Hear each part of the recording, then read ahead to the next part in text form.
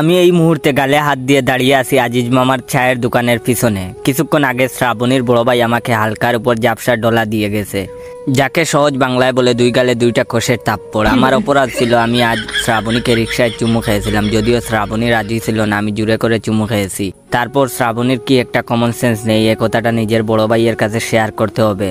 আর বড় ভাইয়ের মাথায় গোবর নাকি, বোনের কথা শুনে নাচতে নাচতে আমায় মারতে এসে গেল। যে মেয়েটা 2 দিন পর আমার বউ হবে তাকে তো আমি আদর করে একটা চুমু খেতে পারি, তাই বলে সেই অপরাধে আমাকে মারতে হবে। বিষয়টা আমার জন্য সত্যি খুব অপমানজনক। বাসায় গিয়ে দেখি আব্বাজান ব্যালকনিতে বসে পত্রিকা পড়ছে। আব্বাজানকে দেখলেই আমার কেন যেন বয়ে গলা শুকিয়ে যায়। এক গ্লাস পানি খেয়ে মনে সাহস নিয়ে বাবার সামনে দাঁড়িয়ে বললাম, বাবা এই মেয়েকে আমি বিয়ে করতে পারবো না। বাবা পত্রিকা থেকে মুখ সরিয়ে আমার দিকে রাগি রাগি চোখে তাকিয়ে বলল, কেন বিয়ে করতে পারবি না? আমি মনে মনে ভাবলাম, এখন যদি বাবাকে বলি আমি শ্রাবণীকে চুমু খেয়েছিলাম সেজন্য ওর ভাই আমাকে মেরেছে, তাই আমি শ্রাবণীকে বিয়ে করবো না, তাহলে আমার কপালে খারাপ আছে। তাই আমতা আমতা করে বাবাকে বললাম, বিয়ে করবো তো বাবা, এমনি মজা করে বলছি বিয়ে করবো না। কথাটা বলে আমি যখন আব্বাজানের সামনে থেকে চলে যাব তখন আব্বাজান আমায় ডেকে বললেন, বাবা জয় আমার কাছে একটু আয় তো। আমি আব্বাজানের কাছে আসতেই বাবা আমার ডান গালে কষে থাপ্পড় মেরে বলল, হারামজাদা তোকে কে বলেছিল বিয়ের আগে হবু বউকে চুমু খেতে? পরের বার বৌমার সাথে দেখা করতে গেলে মুখে ঠেপ মেরে যাবি, যেন ঠোঁটগুলোকে কন্ট্রোল করে রাখতে পারিস। সি সি। মেয়েটা কাঁদতে কাঁদতে আমায় বলল, আব্বাজান আপনার ছেলে আমাকে জোর করে চুমু খেয়েছে, এটা একজন বাবার জন্য কতটা অপমানজনক সেটা তোর মতো কুলাঙ্গার বুঝবে না। আব্বাজানের কথা শুনে আমি অবাক হয়ে ভাবতে লাগলাম, শ্রাবণের কি মাথায় সমস্যা আছে? আর আমার আব্বাজানেরও দেখছি একটুও জ্ঞান নাই। এমন একটা কথা শোনার পর কোথায় তিনি লজ্জা পাবেন তা না, উল্টো আমাকে থাপ্পড় মারলেন। পরদিন সকালে শ্রাবণী ফোন দিল। ওর ফোন দেখে এর আগে আমার শরীর জ্বলে যাচ্ছিল। মনে মনে ভাবলাম আজ ওকে অনেক কথা শোনাবো। ফোনটা রিসিভ করতেই অপর প্রান্ত থেকে শ্রাবণী বলল, আমার বাবুটা কি করে? আমার বাবুটা আমার সাথে এখন দেখা করতে পারবে? শ্রাবণীর মিষ্টি কণ্ঠে এই আহ্লাদি কথাটা শুনে কেন জানি আমার সমস্ত রাগ মোমের মতো গলে গেল। আমি তখন বললাম, আমি এখনই আসছি, একটা রিক্সা নিয়ে আমি শ্রাবণীর বাসার দিকে যাচ্ছি। কয়টা বাজে দেখার জন্য ফোনটা বের করতেই দেখি শ্রাবণীর 15টা মিস কল। মনে মনে ভাবলাম শ্রাবণী আজ আবার 12টা বাজাবে। আমি বয়ে বয়ে শ্রাবণীকে ফোন দিতেই শ্রাবণী বলতে লাগলো, এতবার ফোন দিছি, ফোন রিসিভ করো না কেন? আমি বললাম, আসলে ফোনে একটু সমস্যা তো, তাই তুমি কল দিয়েছো বুঝতে পারিনি। শ্রাবণী কিছুক্ষণ চুপ থেকে বলল, নষ্ট ফোন ব্যবহার করো কেন? তুমি এক কাজ করো, নিউ মার্কেটে যে বড় মোবাইল শোরুমটা আছে সেখানে এসো। শ্রাবণীর মুখ থেকে এমন কথা শোনার পর আমি মনে মনে ফিল করলাম কে যেন আমার কানে কানে বলল, খোকা দিল মে লাড্ডু ফুটা।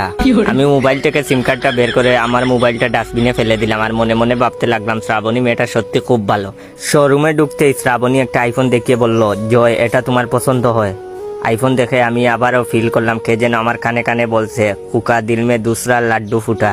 আমি হেসে হেসে বললাম, হ্যাঁ পছন্দ হয়েছে। শ্রাবণী ফোনটা কিনে আমার হাতে দিল। তারপর ওকে যখন ওর বাসার সামনে নামিয়ে দিতে যাব, ও তখন রিক্সা থেকে নেমে আমায় বলল, দাও ফোনটা দাও। আমি অবাক হয়ে বললাম, ফোন কেন নিবা? শ্রাবণী তখন বলল, আরে ফোনটা তো ভাইয়ার জন্য কিনছি, আজ তো ভাইয়ার জন্মদিন।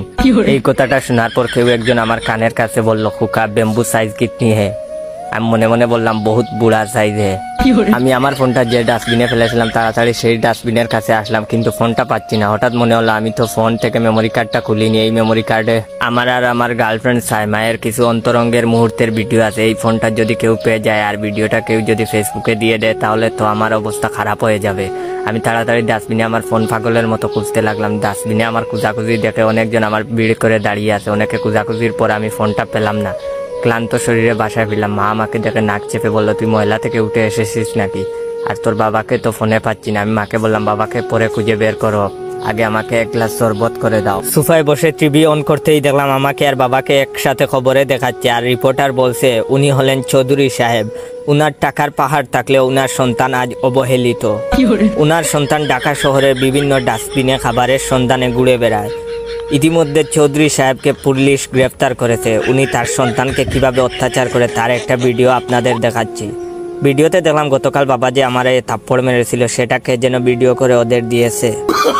তার একটু পরেই শ্রাবণী আর শ্রাবণীর ভাইকে খবরে দেখাচ্ছে। শ্রাবণী কান্না করছে আর শ্রাবণীর ভাই সাংবাদিকদের বলছে, ওই ছেলের সাথে আমার বোনের বিয়ের হওয়ার কথা ছিল, কিন্তু যে ছেলে নিজের ঘরে এত অবহেলিত সে কি করে আমার বোনের দেখাশোনা করবে? এই ছেলের কাছে আমি আমার বোনকে বিয়ে দিব না। খবরের মাঝখানে এইবার অনন্ত জলিলকেও দেখা যাচ্ছে।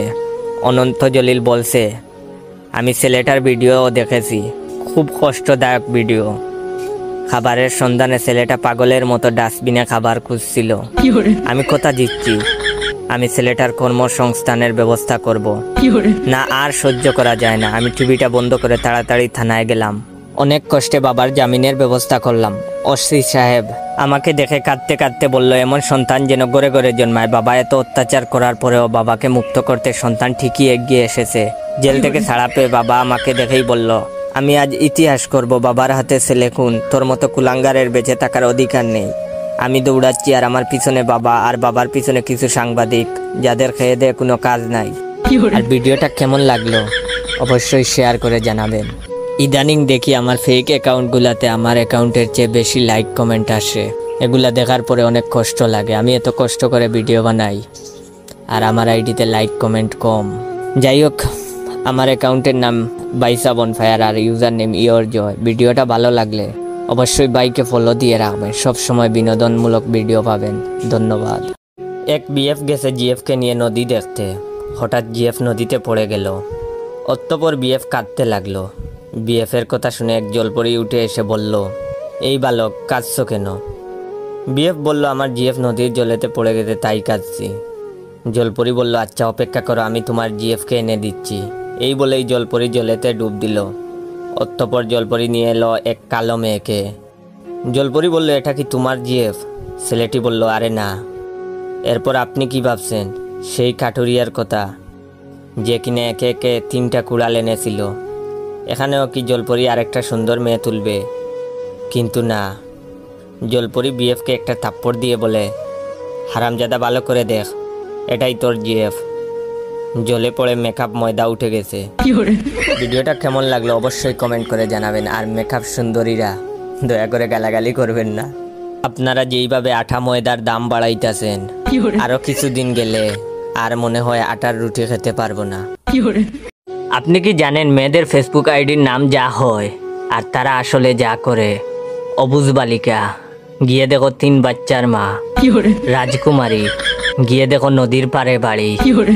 কিউট পাগলি গিয়ে দেখো হাড়ির কালি।